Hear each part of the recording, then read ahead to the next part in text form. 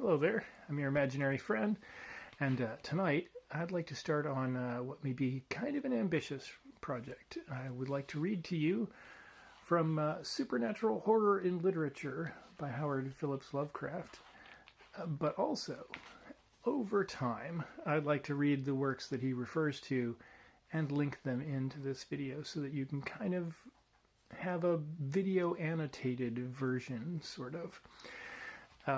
This is going to be a work in progress, probably in progress for some time, but hopefully you enjoy following along. And we'll start with the introduction. The oldest and strongest emotion of mankind is fear. And the oldest and strongest kind of fear is fear of the unknown. These facts few psychologists will dispute, and their admitted truth must establish for all time the genuineness and dignity of the weirdly horrible tales as a literary form. Against it are discharged all the shafts of a materialistic sophistication which clings to frequently felt emotions and external events, and of a naively inspired idealism which deprecates the aesthetic motive and calls for a didactic literature to uplift the reader toward a suitable degree of smirking optimism. But in spite of all this opposition, the weird tale has survived, developed, and attained remarkable heights of perfection. Founded as it is on a profound and elementary principle whose appeal, if not always universal, must necessarily be poignant and permanent to minds of the requisite sensitiveness. The appeal of the spectrally macabre is generally narrow, because it demands from the reader a certain degree of imagination and a capacity for detachment from everyday life. Relatively few are free enough from the spell of the daily routine to respond to rappings from outside, and tales of ordinary feelings and events, or of common sentimental distortions of such feelings and events, will always take first place in the taste of the majority. Rightly, perhaps, since, of course, these ordinary matters make up the greater part of human experience. But the sensitive are always with us. And sometimes a curious streak of fancy invades an obscure corner of the very hardest head, so that no amount of rationalization, reform, or Freudian analysis can quite annul the thrill of the chimney corner whisper or the lonely wood. There is here involved psychological pattern or tradition as real and as deeply grounded in mental experience as any other pattern or tradition of mankind, co-eval with the religious feeling and closely related to many aspects of it, and too much a part of our innermost biological heritage to lose keen potency over a very important, though not numerically great, minority of our species. Man's first instincts and emotions formed his response to the environment in which he found himself. Definite feelings based on pleasure and pain grew up around the phenomena whose causes and effects he understood, whilst around those which he did not understand, and the universe teemed with them in the early days, were naturally woven such personifications, marvelous interpretations, and sensations of awe and fear as would be hit upon by a race having few and simple ideas and limited experience. The unknown, being likewise the unpredictable, became for our primitive forefathers a terrible and omnipotent source of boons and calamities, visited upon mankind for cryptic and wholly extraterrestrial reasons, and thus clearly belonging to spheres of existence whereof we know nothing, and wherein we have no part. The phenomenon of dreaming likewise helped to build up the notion of an unreal or spiritual world, and in general, all the conditions of savage dawn life so strongly conducted toward a feeling of the supernatural that we need not wonder at the thoroughness with which man's very hereditary essence has become saturated with religion and superstition. That saturation must, as a matter of plain scientific fact, be regarded as virtually permanent so far as the subconscious mind and inner instincts are concerned.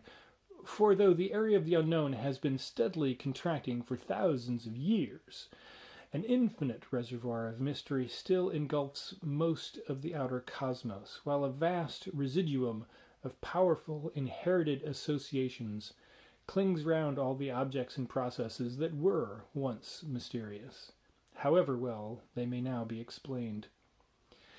And more than this, there is an actual physiological fixation of the old instincts in our nervous tissue, which would make them obscurely operative even were the conscious mind to be purged of all sources of wonder.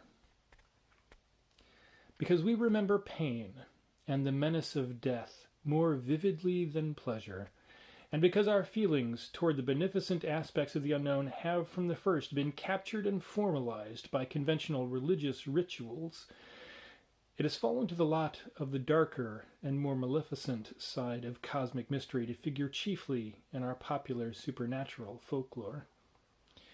This tendency, too, is naturally enhanced by the fact that uncertainty and danger are always closely allied, thus making any kind of an unknown world a world of peril and evil possibilities. When to this sense of fear and evil the inevitable fascination of wonder and curiosity is superadded, there is born a composite body of keen emotion and imaginative provocation, whose vitality must of necessity endure as long as the human race itself. Children will always be afraid of the dark, and men with minds sensitive to hereditary impulse will always tremble at the thought of the hidden and fathomless worlds of strange life which may pulsate in the gulfs beyond the stars, or press hideously upon our own globe in unholy dimensions which only the dead and the moonstruck can glimpse. With this foundation, no one need wonder at the existence of a literature of cosmic fear. It has always existed, and always will exist, and no better evidence of its tenacious vigor can be cited than the impulse which now and then drives writers of totally opposite leanings to try their hands at it in isolated tales, as if to discharge from their minds certain phantasmal shapes which would otherwise haunt them. Thus Dickens wrote several eerie narratives, Browning the hideous poem Childe Roland, Henry James the Turn of the Screw, Dr. Holmes the subtle novel Elsie Venner, F. Marion Crawford the Upper Berth, and a number of other examples. Mrs. Charlotte Perkins Gilman, Social Worker, the Yellow Wallpaper, whilst the humorous W. W. Jacobs produced that able melodramatic bit called The Monkey's Paw. This type of fear literature must not be confounded with a type externally similar but psychologically widely different, the literature of mere physical fear and the mundanely gruesome.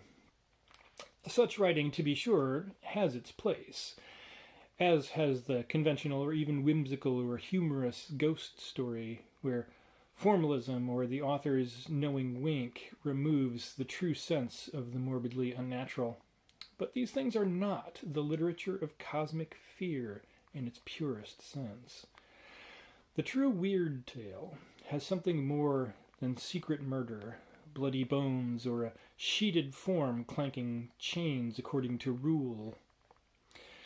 A certain atmosphere of breathless and unexplainable dread of outer, unknown forces must be present, and there must be a hint, expressed with a seriousness and portentousness becoming its subject, of that most terrible conception of the human brain, a malign and particular suspension or defeat of those fixed laws of nature which are our only safeguard against the assaults of chaos and the demons of unplumbed space.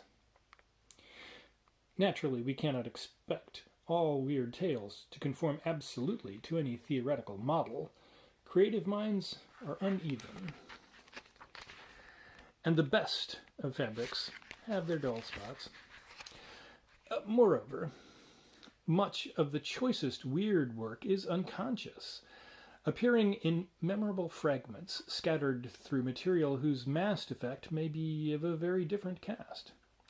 Atmosphere is the all-important thing, for the final criterion of authenticity is not the dovetailing of a plot, but the creation of a given sensation. We may say, as a general thing, that a weird story whose intent is to teach or produce a social effect, or one in which the horrors are finally explained away by natural means, is not a genuine tale of cosmic fear.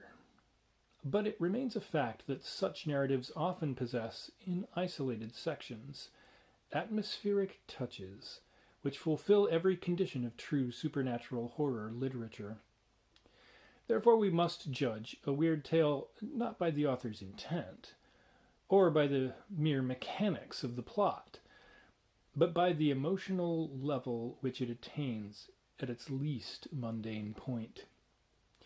If the proper sensations are excited, such a high spot must be admitted on its own merits as weird literature, no matter how prosaically it is later dragged down.